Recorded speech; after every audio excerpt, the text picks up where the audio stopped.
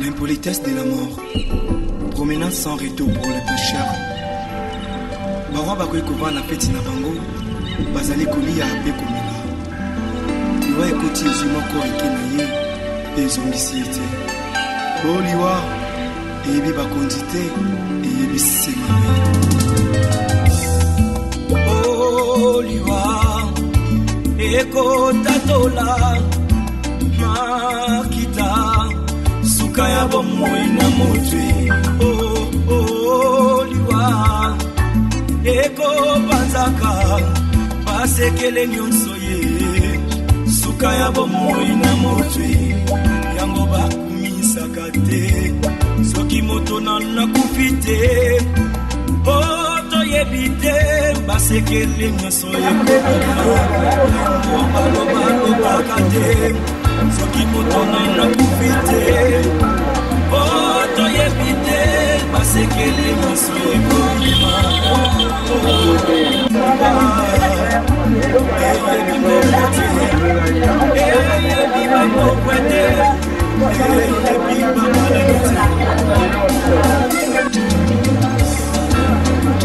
ezalaki na bamokoti posasi mabe azalaki na mwana na mitatu ntango ezaki resoi alikaki ete soki akufi kifali mwana oyo ayingelaka bokonzi mokolo moko balali mpe balamoki mwana oyo akufi oliwa ayebisi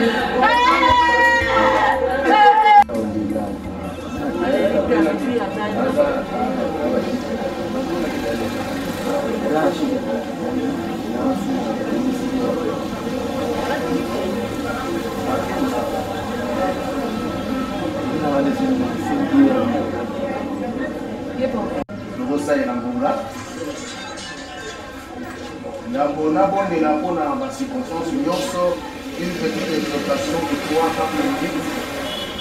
Et puis, dans la cérémonie à lecture aller en mariage pour 2-3 minutes. Après, on a abondé pour la famille. Bien attiré ma suite là. Ok. Olingi totanga makomi na Nzambe na mokanda na Apocalypse chapitre 14 verset 13.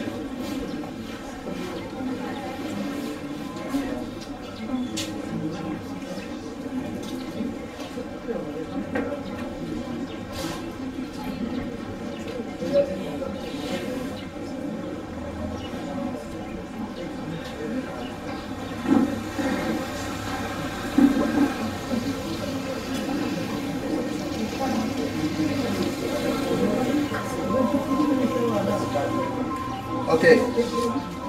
Tozana mokanda na Apocalypse. Apocalypse chapitre 14. Le verset 13. Ma première Hérobi Boye. Malobi, et j'ai entendu du ciel une voix qui disait, écrit. Heureux dès à présent le mort qui meurt dans le Seigneur. Oui, dit l'Esprit, afin qu'ils se reposent de leurs travaux, car leurs œuvres le suivent. Balingami Sokito Sangani Lelo Awa Namawana Motema parce que liwa est comme Elibiso. Liwa est koti na libota na biso. Liwa est zui biso. Yango to sangani awa tozo lela pas na motema parce que likambo liwa eye. Mais la ligne déjà en avance na lobake makambo nazo lobela awa ezo concerné papa na biso oya kufite, ezo concerné yaya na biso ya kufite, ezo concerné koko na biso to noko na biso oya kufite. Mais au concerné biso bato to vandi awa. Awa bazolo bela kufa. Kufa soki ekomi makambo etika la kanase na moi etali susu moto ya si akufite. Selon la parole de Dieu. Mais awa na lingira lobela komoko na texto totangi balobi na biso heureux dès à présent. Muta komi makomi oyo eza apôtre Jean. Tango azalaki na île de Patmos, il y a une révélation oyo Nzamba yebisi. Depuis cette époque jusqu'à aujourd'hui. C'est-à-dire que une important na motonyon sazobi kanase na moi azwa tango ya kokuta na nkolo Yesu Masia ya kopesa bomo na ye pa na nkolo Yesu. Azala moyekoli ya nkolo Yesu, azala mosali ya nkolo Yesu. Bongo soki moto oyo akufi babengi ye moto na esengo parce que akufi na kati na nkolo Yesu. Akutalaki na nkolo Yesu parce que babengi ye heureux esengo na lolenge na bato oyo boyi ko banda lelo yango eza lelo te eza depuis tango oyo apôtre Jean azalaki na île de Patmos oyo azwaki révélation oyo. C'est-à-dire que tel que nous sommes là, nous avons intérêt de donner notre vie à Christ, de donner notre vie à Jésus. Pour que ceux qui biso likambo ya boye comme les biso tozala baye oyo liwana biso ekozala esengo epai na nkolo. Le dernier texte, l'interprétation me pousse le kola oyo, c'est dans le psaume 116 verset 15. Na psaume 116 verset 15 makomi ezolo bana biso boye. Psaume 116, verset 15. 116, le verset 15. Yoka ndenge makomi elobi na mwa eteni na Biblia oyo. Makomi elobi, elle a du prix aux yeux de l'Éternel. La mort de ceux qui l'aiment. Ezana motuya na miso na Nzambe. Kufa ya moto oyo na lobuti kolobawa akutalaka na nkolo na moto oyo alingaka Nzambe. na moto oyo atambolaka na nzambe na moto oyo alingaka nzambe moto alolenge wana soki liwa ezwi ye liwa wana na miso na nzambe a du prix makomi elobi noir sur blanc a du prix alléluia ça du prix la valeur aux yeux de l'éternel mais ce qui vous a la bonne côté vous a la passe voilà pourquoi je vous annonce cette parole pour que nous qui sommes restés nous puissions nous préparer en conséquence afin que si une telle période de situation nous arrivait, nous allons voilà, en quelques mots, c'est ça. J'ai pris pour la famille éprouver que le Seigneur le garde, le protège, afin que, après ça, la mot m'a cassé pour que la bémoko et comme à sous vite, na simana oyo. Ok, vous ensemble. Seigneur notre Dieu, c'est ici ta fidélité. Tu as déclaré dans ta parole être moto autaki na Putulu à Kozonga na Putulu. Pour Papa Modero, c'est aujourd'hui, Seigneur notre Dieu. C'est là où toi tu es fidèle. Notre jour n'est pas connu, mais toi tu le sais. Voilà pourquoi encore on a petit qui le sambo nanga ezali être patient makasi oyo.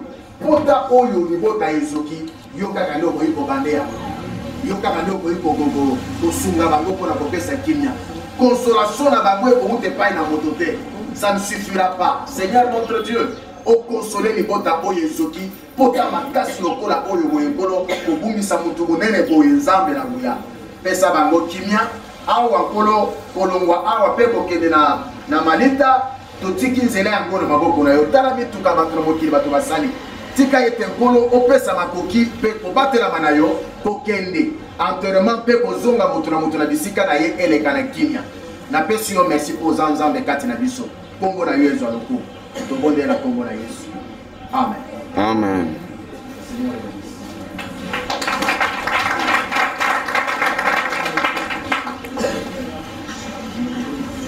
Merci beaucoup le pasteur.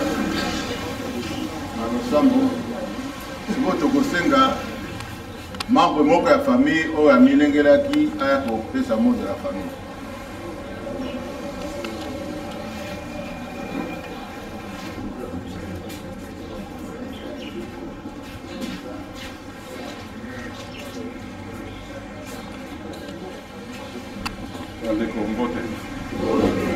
Voyez, pour accompagner notre frère Ildefonse. La famille n'a pas beaucoup à dire. La famille veut seulement vous dire merci. Merci pour tout ce que vous avez fait pour que notre frère puisse se reposer en paix. Merci, Makondima, pour accompagner Yeli Soussou jusqu'à sa dernière demeure.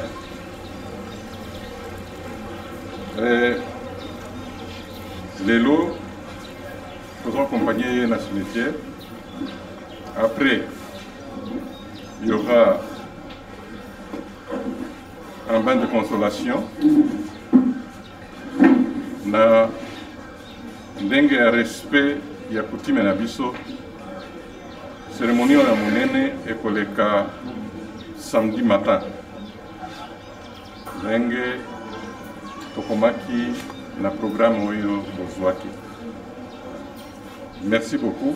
Nous sommes en train de courir derrière le temps et comme il y a la pluie je ne sais pas vous retenir plus. Komitango ya la police pour epesa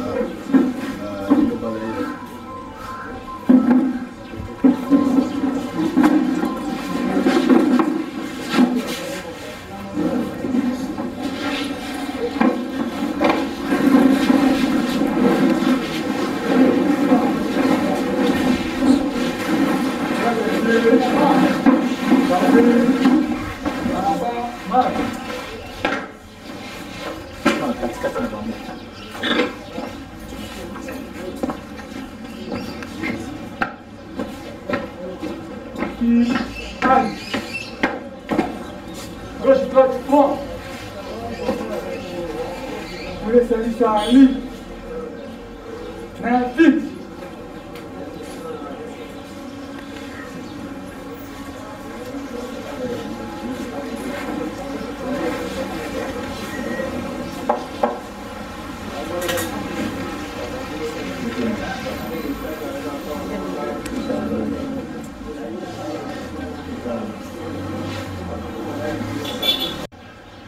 Regardez.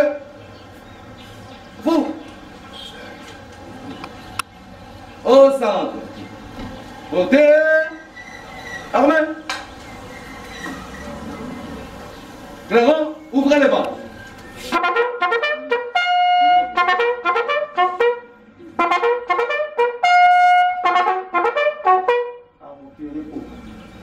Arnaud, bien. Réponds. Messieurs les professeurs, le service de santé de la police nationale congolaise ici représentés, messieurs les cadres et agents de la République, de la police nationale congolaise et des forces armées de la République démocratique du Congo, chers parents, frères et sœurs, mesdames, mesdemoiselles et messieurs, à vos titres et qualités respectifs. La mort vient une fois de plus de frapper à la porte de la grande famille de la police nationale congolaise en nous arrachant brutalement à l'estime de ses chefs, à la considération de ses amis et à l'affection de sa famille, le commissaire principal Muderwa Mushengezi Île-de-France, connu sous le matricule 11 957 022 12 633. Dans pareilles circonstances, certains ont tendance à se laisser écraser par l'ampleur de l'événement. Mais la vie de l'homme est ainsi faite et nul n'a le droit d'y déroger. Comme l'herbe qui pousse, fleurit, se fane, sèche, l'homme quant à lui naît un jour, grandit, vieillit ou non et meurt. C'est la loi de la nature. Ce qui justifie aujourd'hui à juste titre cet entroupement éploré autour de ces corps inertes, sans vie pour cause de la maladie. L'on comprend dès lors pourquoi l'émotion est si forte. En ces moments, la police nationale lui rend les derniers hommages. Ceux qui ne l'ont pas connu de son vivant se poseront certes la question de savoir qui est cet illustre disparu. Le commissaire principal Muderwa Mushengezi Île-de-France est né à Bukavu le 12/5e mois 1957, fils de Muderwa Mubibi Alphonse et de Marie Moachi Rora, tous décédés.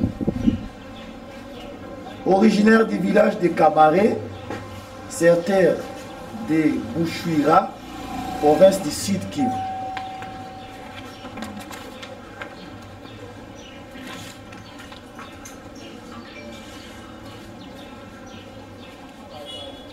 Études civiles. Licencié en sciences infirmières à l'Institut supérieur de techniques médicales de Kinshasa. Incorporé à la gendarmerie nationale, zaïroise à Kapalata dans la province orientale.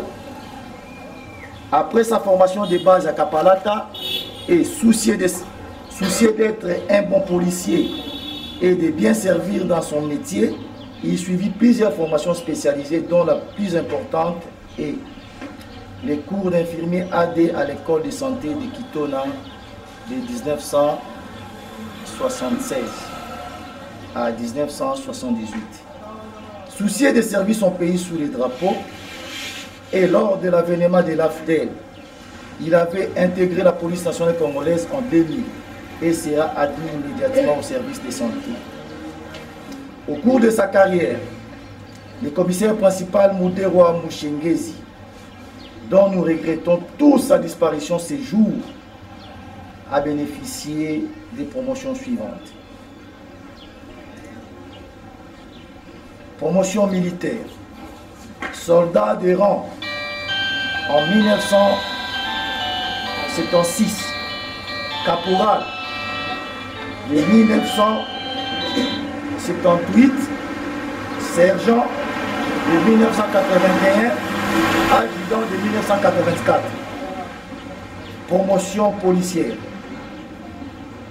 Sous-commissaire principal en 2006, commissaire adjoint, commissaire, enfin, commissaire principal.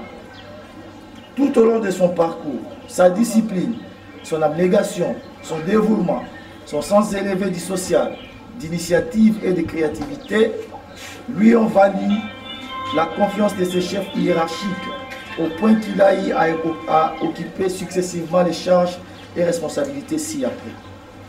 En 1978, il était affecté à Lubumbashi comme infirmier soignant. En 1979, retour à Kinshasa. En 1980, il était affecté à Kamina comme infirmier soignant. En 1981, affecté au Kanseta comme infirmier en chef.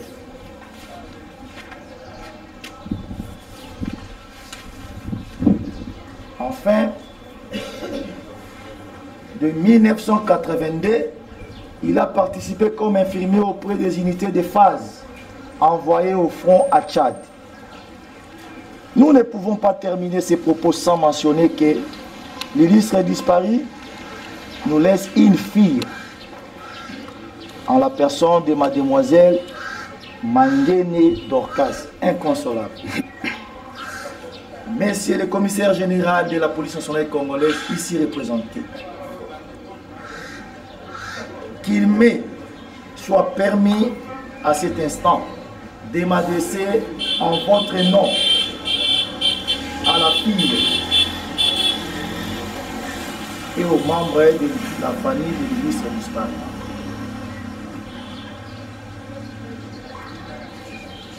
Chers enfants et membres des familles, nous, police nationale, mesurons à sa juste valeur la douleur que vous ressentez par la disparition de votre père qui nous était si cher. Mais nous aimerions vous rassurer par la même occasion que votre douleur est aussi la nôtre. Malgré l'ampleur du sentiment de perte que vous éprouvez, nous vous exhortons à relever la tête et à aller de l'avant. Il y a un temps pour tout, un temps pour toutes choses sous les cieux, dit l'Ecclésiaste. Un temps pour vivre et un temps pour mourir. Quant à nous, ses compagnons d'armes, nous garderons fidèles en notre esprit les souvenirs des bons et loyaux services que votre Père et membre des familles a rendus à la nation. Nous garderons également de lui les souvenirs d'un compagnon d'armes attentionné, loyal, consciencieux dans ses devoirs, un officier discipliné, strict sur la consigne et animé d'un sens humain élevé. Chers enfants, nous aimerions, avant de terminer, vous rassurer que la police nationale demeure votre famille et que nous continuerons à vous entourer de toute notre solidarité. Vos droits statutaires et avantages relatifs sont garantis et vous en jouirez conformément aux lois de la République. Je dis encore, c'est lui-là même qui vous a envoyé dans ce monde vient aussi de vous rappeler de cette terre. Nous, ces créatures, ne pouvons que lui prier à sa volonté suprême. Cher commissaire principal, Mouguewa, M. Blaise, rassurez-vous que les membres de la police nationale congolaise ainsi que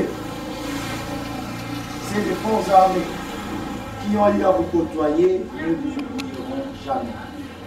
Que la terre de nos ancêtres vous soit douce et légère. Adieu, cher commissaire principal du roi Michel Blaise. Adieu, Ile-de-France. Adieu, cher compagnon d'armes. Adieu. Clément! Clément, garde à vous.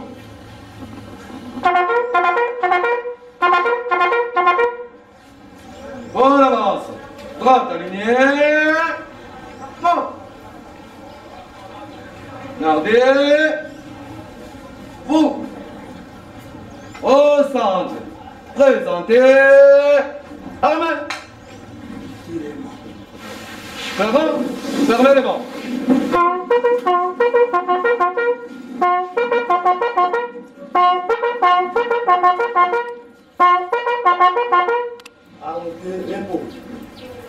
Armor.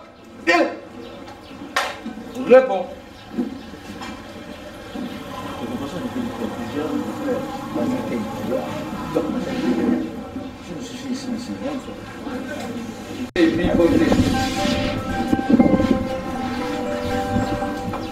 Oh, kasi mokolo totikaka mokili mpona kosomba na mabaza tata ezalaka mituna mpe tozwaka biyano te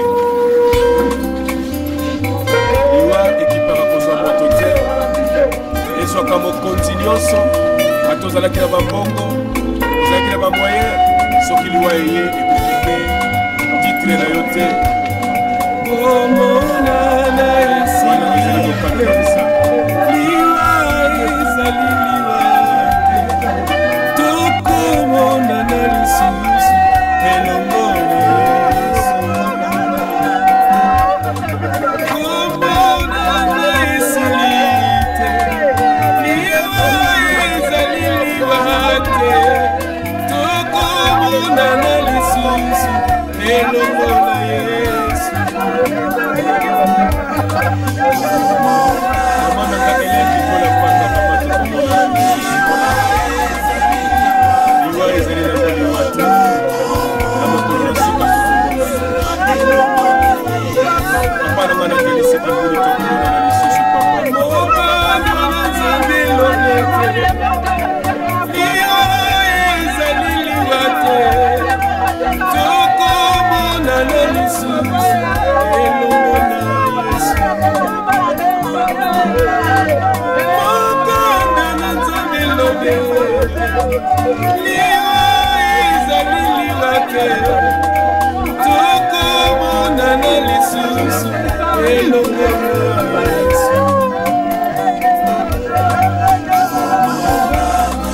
papa na ngai lwaka mbungu tokomona na lisusu papa bungulu tokomona na lisusu na mokolo na suka lokola ndenge bibelo bila biso mabende koboya Yesu mabende ezali lisumu na mokolo ya suka tokosamba nesambise mabende koboya Yesu mabende ezali lisumu na mokolo ya suka tokosamba nesambise komona na Yesu kite président Charles Mombaya tokomona na papa na ngai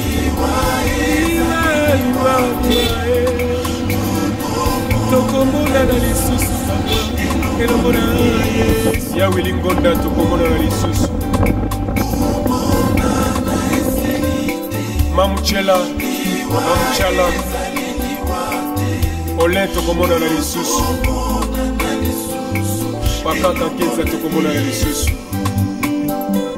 Mama Benedict tokomona na lisusu Komba moto moninga Billy Charles Mombaya kufa kite nzambe na lokola liwa etalaka kombo te famili bota te Charles azali na mabele lokola liwa etalaka mpete ya moto te liwa etalaka titre te kombo ya moto te liwa ezwaka likambo nyonso yango elingi nyonso kaka semani te moto azalaki na mosolo mbongo mpe biloko abosani ete ezalaki ya kobala abosani mana mpe mwasi lelo bakomi kotanda ye na libanda abosani ndako wana nde mokano ya nzambe ata totondi na lolendo lofundu pamba totondi na babiju bilamba beo nyonso ya pamba ezali nango vanite de vanite moninga yoka malamu nyonso ekosikala tokomona na esuki na lote liwe tokomona na lisusu mama elongo na Yesu kilo na sukango komona na Yesu tokomona na lisusu elongo na Yesu soki nkula pesi biso ntango mpe mikolo na se ya moyi lisusu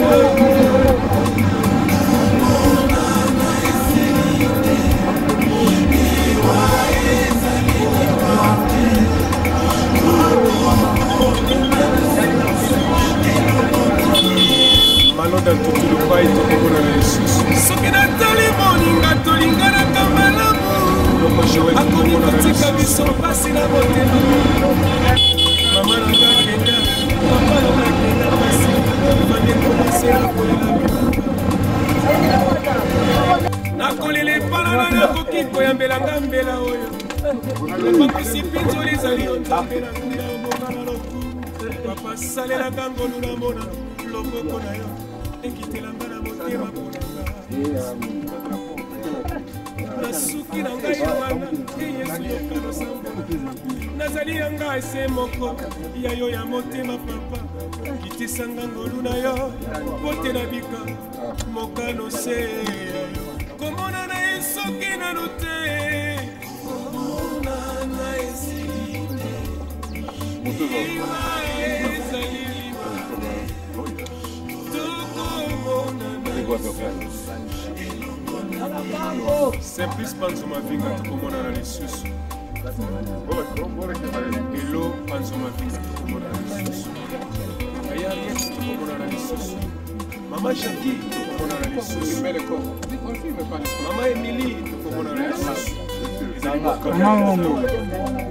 liwa epanzaka peka mabota mpe mikolo esengeli totosa o nzambe alobi toyebi te na se na moi tomilengela po te ntango ekomi mabe komi na ntango ya mawa ntango ya pasi nakokola komi kobenga mahoya ye nakomi kozokolia sepeli kozwa nakokonje ya salite ibakoshaka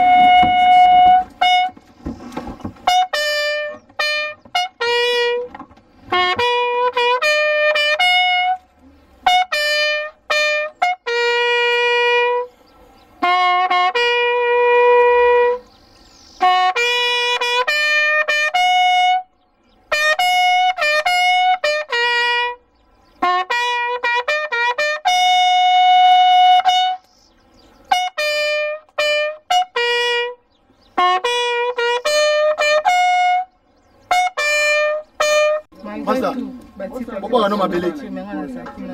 Maître. Abo chada bobo no mabele. Boza mabele tu bobo kana kati. Boza pe buka na bolo na mwana tia video. Saka bango le côté to. C'est là bon de la mousse mais sinon justice divine ça comme ça. Merci. Que ton âme repose en paix.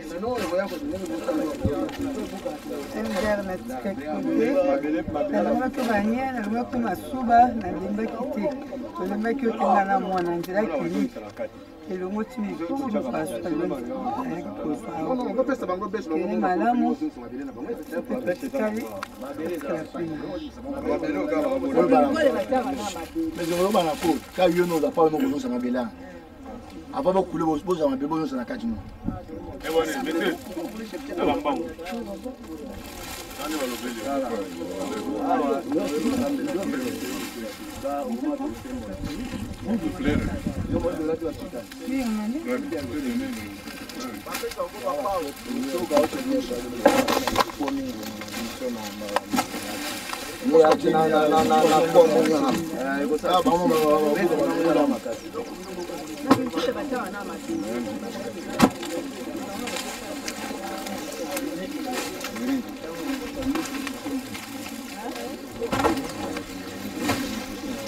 Pas beaucoup, pas beaucoup, pas beaucoup.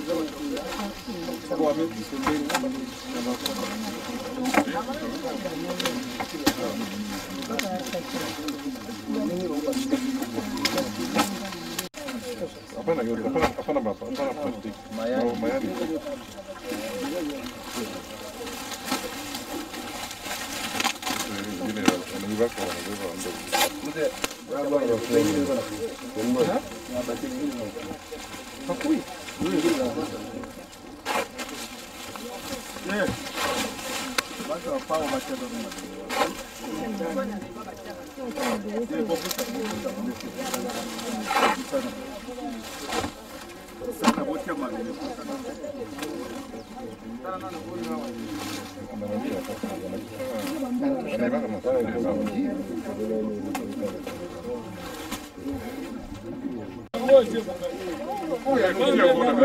Yango ata sima pete. Sima oza makasi.